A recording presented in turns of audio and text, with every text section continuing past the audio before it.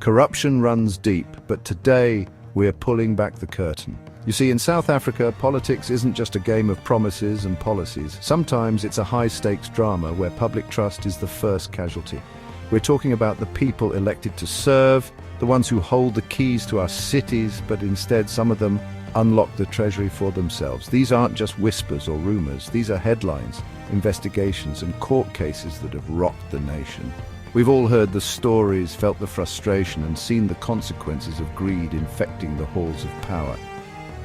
From the bustling streets of Johannesburg to the coastal city of Durban, no metro is immune. The tales are as varied as they are shocking. Dodgy tenders, backroom deals, and blatant self-enrichment, all while communities suffer from a lack of basic services. It's a betrayal on the grandest scale, turning the promise of a better life into a personal enrichment scheme. So we decided to compile a list, to connect the dots and lay it all out. Here are the top 10 corrupt mayors in South Africa who got caught red-handed. These stories aren't just about numbers and legal jargon. They're about the real-world impact on millions of South Africans. It's about the potholes that don't get fixed, the water that doesn't run, and the futures that get stolen. We're going to dive into the specifics, the allegations, and the fallout from some of the most scandalous mayoral tenures in recent history. It's time to hold power to account and understand exactly how these things happen. Let's see who made the list. Let's start in Durban, a city known for its warm beaches and, unfortunately, some hot water scandals. At the center of one of the biggest is Zandile Gumede. When you think of a mayor, you think of someone cutting ribbons, maybe kissing a baby. You don't usually picture them at the heart of a massive waste management tender scandal, but here we are. The allegations against her are staggering, involving a tender worth over 320 million rand. That's a lot of money for trash. For that price, you'd expect the garbage to take itself out and maybe even do the dishes. The scheme, as prosecutors allege, was a masterclass in manipulation. It wasn't just about awarding a contract, it was about creating a criminal enterprise. The state claims that Gumede, along with a network of officials and contractors, orchestrated a system where tender processes were rigged from the start. They allegedly controlled bid committees, influenced awards, and ensured the massive contract went to specific favored companies. This wasn't just a lapse in judgment, it was a carefully constructed web of deceit designed to funnel public funds into private pockets. Think about the sheer audacity. While Durbanites were putting out their bins, trusting the system to work, a sophisticated operation was allegedly underway to milk the city's coffers. The charge sheet reads like a crime thriller, listing racketeering, fraud, and corruption. Gumede and her co-accused face hundreds of charges, painting a picture of a syndicate that had its tentacles deep within the Ekurhuleni municipality. The state argues that she was the kingpin, the one who gave the orders and reaped the rewards. The human cost of this is immense. That 320 million rand could have built houses, clinics, or schools. It could have improved infrastructure and created legitimate jobs. Instead, it allegedly funded lavish lifestyles. While the legal battle is still ongoing, with Gumede pleading not guilty, the case has become a symbol of the rot that can set in when oversight fails. It's a cautionary tale about how a service as basic as collecting garbage can become a vehicle for grand-scale corruption. The fallout was political dynamite. The ANC, facing immense public pressure, had to act. Gumede was recalled as mayor, placed on special leave, and eventually removed from her position. But in a twist that left many South Africans shaking their heads, she was later sworn in as a member of the KwaZulu-Natal provincial legislature. It's a move that critics say makes a mockery of accountability. The trial continues, and the nation watches, waiting to see if justice will finally be served in the case of Durban's dirty money. Now let's head to the economic heart of the country, Johannesburg, a city of gold and for a time a city of captured contracts. Our focus here is the late Jeff Makubo, whose name became inextricably linked to the state capture saga. Before he was mayor, he was the city's finance chief, a position that put him in control of the purse strings. And according to bombshell testimony at the Zondo Commission, he knew exactly which strings to pull for his own benefit. The allegations center on his relationship with the Gupta-linked company, Regiment's Capital. Evidence presented at the commission suggested that while serving as the MMC for finance, Makubo's own company received millions of rands from regiments. Why is that a problem?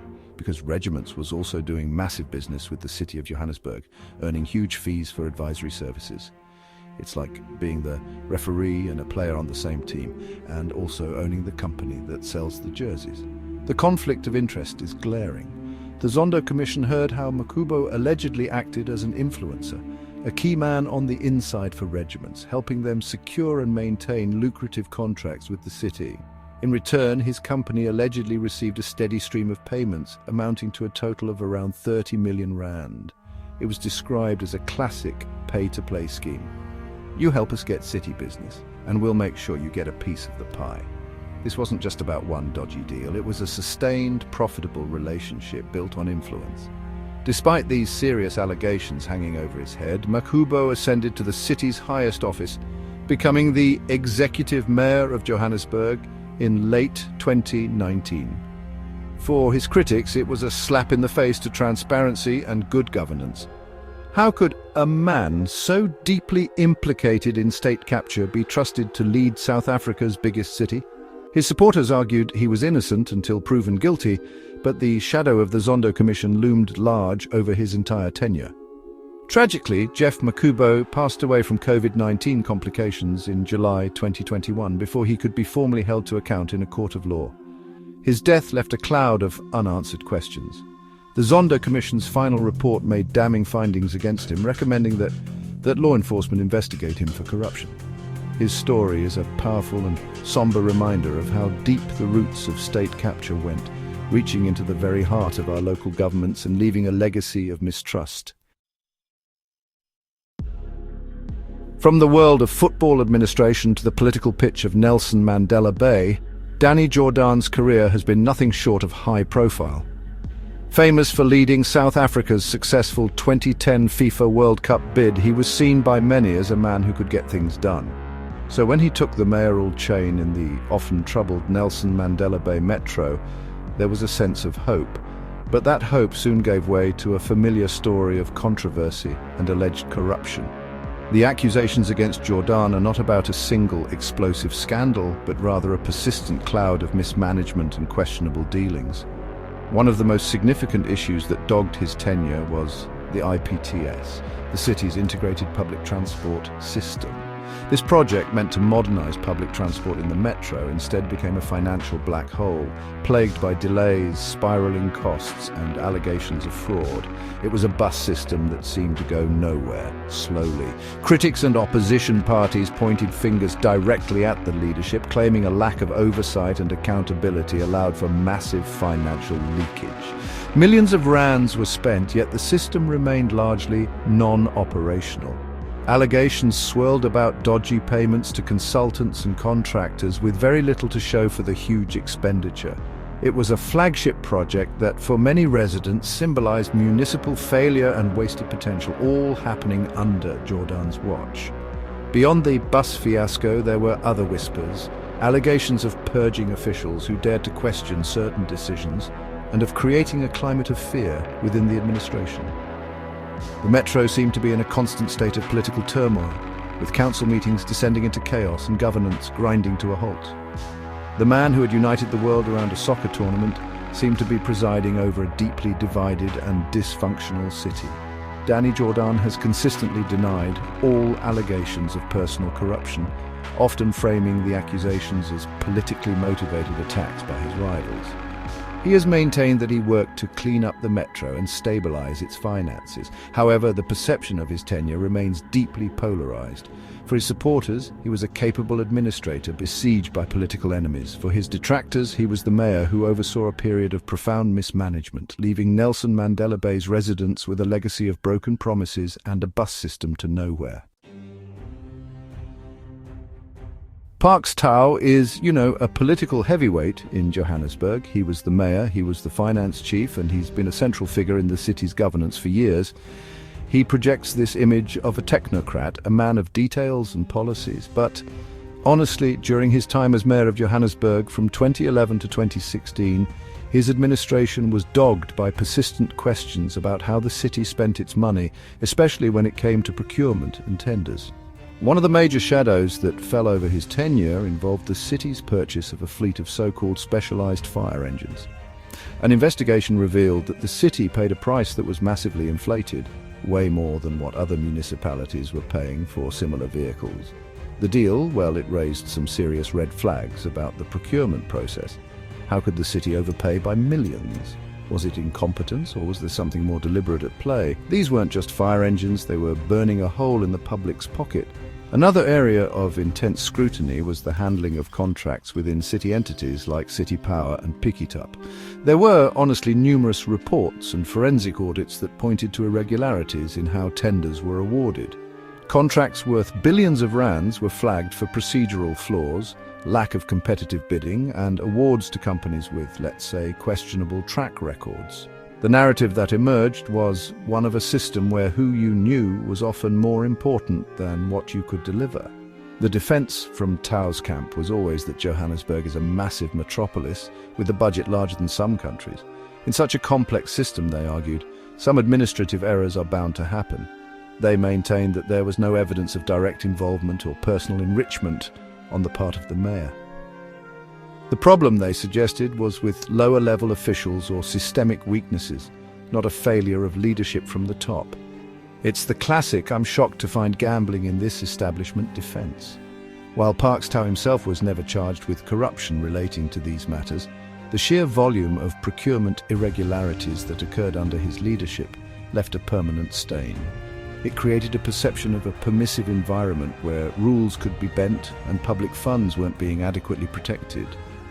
For the residents of Johannesburg, it fueled a deep-seated cynicism about municipal tenders, leaving a legacy of suspicion that every contract signed by the city needed to be viewed through a lens of skepticism. Patricia de Lille, or Auntie Pat, as she's widely known, has built a career on being a fierce corruption buster. She was the whistleblower in the infamous arms deal scandal, a political giant slayer. So, yeah, the irony was thick enough to cut with a knife when she, as the mayor of Cape Town, found herself entangled in allegations of, you guessed it, corruption and cover-ups. It was a political drama that gripped the nation and nearly tore her party, the Democratic Alliance, apart. The storm centered on allegations of tender fraud and mismanagement within the city's transport authority. A major forensic investigation commissioned by the city council itself made explosive findings. It alleged that de Lille had interfered in the appointment of a city manager and had turned a blind eye to corruption by a senior official in her administration, specifically concerning irregular payments related to the city's transport systems. The accusation was that she knew about the rot and tried to sweep it under the rug. The battle that followed was brutal and very public. De Lille vehemently denied the allegations, claiming she was the victim of a smear campaign orchestrated by a faction within her own party that wanted her gone. She argued that the charges were baseless and that she was the one trying to clean up the city, not cover up wrongdoing. It became a messy, she said, affair, played out in council chambers, courtrooms, and screaming newspaper headlines. The corruption buster was now fighting to clear her own name. The DA leadership, however, was convinced. They embarked on a relentless campaign to remove her from office, citing a loss of confidence in her leadership. The saga involved votes of no confidence, internal disciplinary hearings, and multiple court challenges. It was, honestly, a political civil war. The very party that had championed her as a symbol of clean governance was now accusing her of the same sins she had once fought against. In the end, de Lille resigned as mayor as part of a deal that saw the DA drop the internal charges against her. She walked away, but not quietly. She started her own political party, the Good Party, and went on to become a cabinet minister in the national government. The case against her was never definitively proven in a court of law, leaving a lingering question. Was she a fallen hero who betrayed her principles, or the victim of a political takedown? The answer probably lies somewhere in the murky middle. Let's travel to Ekurhuleni, the industrial hub east of Johannesburg. Here, Mazwandile Masina, a charismatic and often outspoken mayor, found his tenure marked by a series of controversies over irregular contracts and questionable spending. He was a mayor with big ambitions for the city, but his critics argued that these ambitions often came with a hefty and questionable price tag for the taxpayer. One of the most glaring examples was the city's multi-billion rand chemical toilet tender. An investigation by the public protector found that the tender, meant to provide basic sanitation to informal settlements, was riddled with irregularities. The report highlighted how the contract was improperly awarded and how the costs were inflated. The city was paying top dollar for toilets, but the process, according to the watchdog, stank. This wasn't just about poor financial management. It was about a failure to deliver essential services in a fair and transparent way. Another cloud that hung over Messina's administration involved the purchase of security vehicles and other high-value assets. There were repeated accusations that the city was flouting its own supply chain management policies. Tenders were allegedly being structured to favor specific companies, or emergency procurement rules were being used to bypass normal competitive bidding processes. It created a perception that in Ekurhuleni, getting a city contract was less about the quality of your service and more about the quality of your connections. Messina, a staunch defender of his record, consistently pushed back against these claims. He and his administration often dismissed the allegations as political maneuvering by the opposition, designed to discredit his work. He would, point to the city's achievements in housing and service delivery as proof of his commitment to the people. The narrative from the mayor's office was one of progress and transformation, clashing sharply with the narrative of dodgy deals and wasteful expenditure coming from his critics. The pattern is a familiar one: a confident mayor, a string of questionable contracts, and a deep political divide. While Messina was never personally charged with corruption, the findings of the public protector and the constant stream of negative audit reports painted a troubling picture of the financial governance in Ekurhuleni under his leadership. It's a story of grand plans, and even grander questions about who truly benefited from the city's spending spree. So Herman Mashaba, the black-like-me entrepreneur who turned to politics, really swept into the Johannesburg mayoral office riding a wave of anti-corruption sentiment. He was the outsider, the businessman who promised to run the city like a well-oiled machine and, clean up the rot. His tenure was marked by a flurry of activity, lots of forensic investigations into the previous administration, and a constant, very vocal crusade against corruption. But ironically, he too would end up facing accusations of improper conduct. The most serious allegations against Mashaba weren't about tenders, but something a bit more personal: nepotism and questionable appointments. Critics, especially from the ANC, accused him of appointing friends and associates to key positions within the city, basically bypassing proper recruitment processes. The claim was that he was building his own network of loyalists, rewarding those who had supported his political ambitions. The corruption buster, they said, was creating jobs for pals. On top of that, there were claims of a conflict of interest. Before he became mayor, Mashaba was a property developer.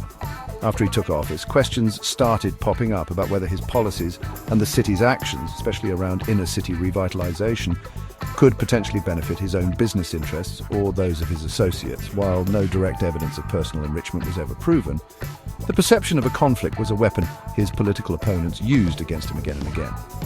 Mashaba's defense was, pretty robust and uncompromising. He argued that he needed to bring in people he could trust to dismantle the corrupt networks left by the previous administration. He claimed the old guard was resistant to change and that, honestly, he had to bypass the bureaucracy to get things done. Regarding those conflict of interest claims, he maintained that he had declared his interests and that all his actions were for the benefit of the city and its residents, not for himself. In the end, Mashaba's time as mayor was cut short. His coalition government collapsed and he resigned, saying it was just too difficult to work with his political partners. His legacy is, complex. To his supporters, he was a courageous reformer who really took the fight to the corrupt, and the accusations against him were nothing more than sour grapes from those he exposed. To his detractors, he was a hypocrite, someone who preached about clean governance while engaging in his own brand of cronyism. The truth, as always, is probably somewhere in between. We return to Nelson Mandela Bay, a metro that honestly seems to be a permanent theatre for political drama. And right at the centre of one of its most chaotic periods was Mongameli Bobani, His rise to the mayoral office was, well, contentious, and his time there was short, turbulent, and ended in the most dramatic way possible with his arrest on charges of fraud and corruption.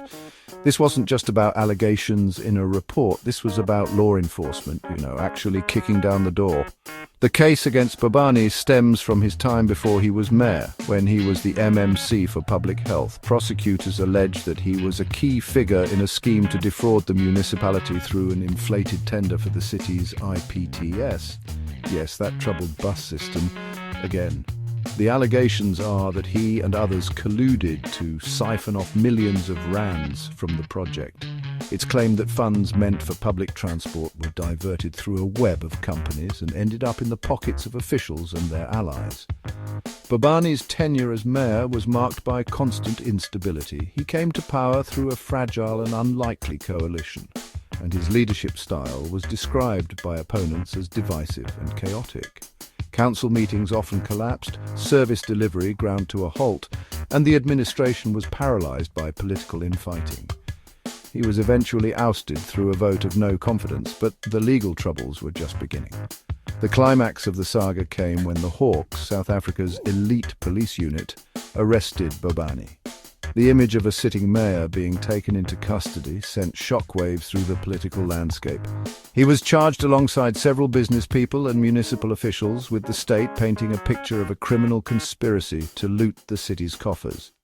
It was the culmination of years of investigation into the black hole of the IPTS project. Bobani has always maintained his innocence, claiming the charges are a political witch hunt designed to destroy his career. His case is a stark illustration of how deep the rot can go, moving from allegations of mismanagement to actual criminal charges. It's a story of ambition, betrayal, and the long arm of the law finally catching up. The Nelson Mandela Bay Metro is still trying to recover from the instability and financial damage left in the wake of this tumultuous period. Let's head to the judicial capital, Bloemfontein, the heart of the Mangaung Metropolitan Municipality. Here, Thabo Manyoni, a prominent ANC figure and former mayor, presided over a period that saw the city slide into deep financial distress.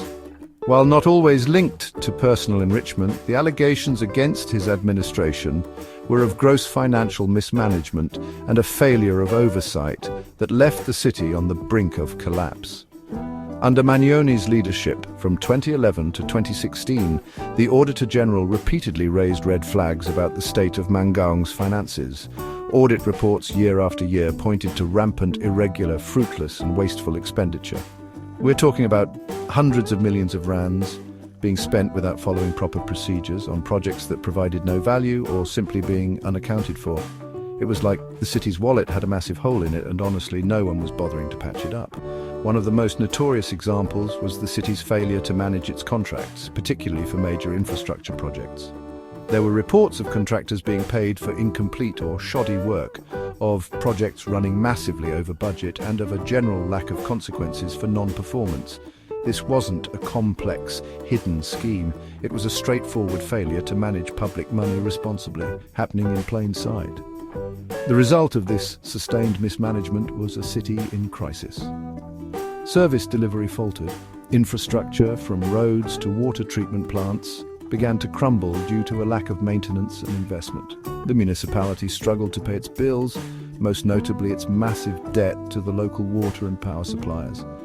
The situation became so dire that, years after Manyoni's tenure, the national government had to intervene and place the municipality under administration, a clear sign of total system failure. Thabo Manyoni has often defended his record by pointing to the political dynamics within the ANC and the systemic challenges facing municipalities.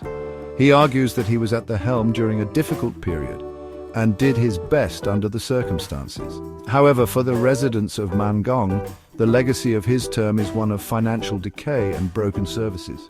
It's a powerful lesson that corruption isn't always about a briefcase full of cash.